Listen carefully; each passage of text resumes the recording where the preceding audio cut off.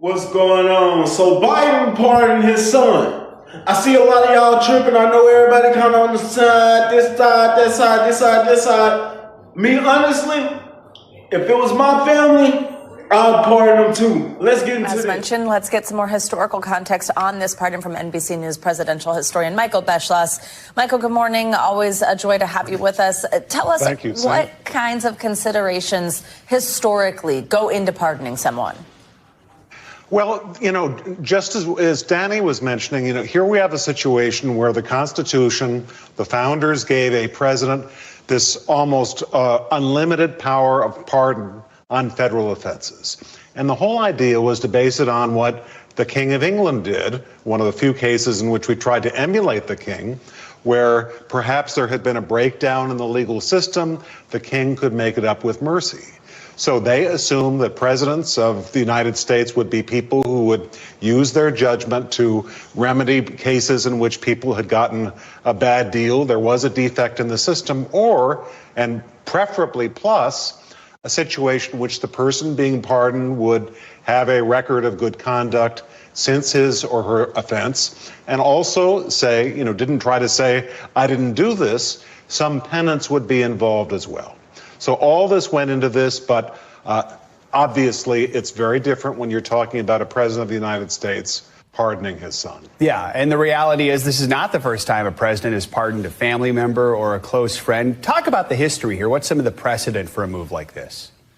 Roger Clinton, the brother of President Clinton, was pardoned by him for drug convictions just before the end of his presidency.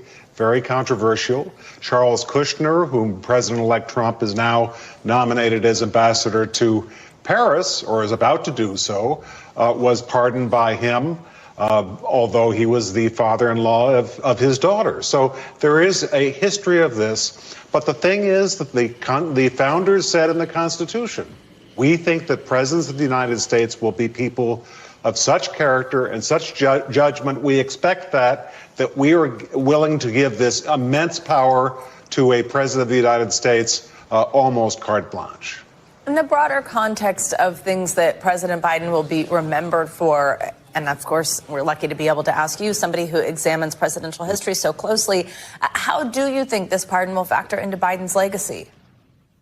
It'll certainly be considered by historians and biographers, and they will weigh a couple of things. They'll weigh in his favor the fact that this was merciful toward his son. He felt that his son had been wrongly treated. He was worried about what might happen under the administration of President-elect Trump, who is a political adversary. But at the same time, they will note that President Biden did say to the public that he would not do this and changed his mind. And there is always a question with any pardon of, is there an equal standard of justice? When Gerald Ford pardoned Richard Nixon, people said, why does Nixon get off scot-free, when someone who stole something from, a Walmart or a Kmart would not get to do so? Mm-hmm. So those things are always raised. And most of these pardons, especially of family members, are extremely controversial. This one will be too. Ford did it, Clinton did it, Trump did it, now Biden did it.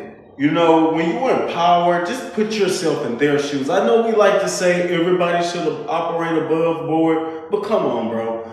You would not, if you were Biden, say, I'm going to see if Trump going to do it. You wouldn't. You would take care of your own kid and your own responsibilities. I'm listening. I'm watching. Don't do anything stupid. And don't get arrested so you don't have to get pardoned.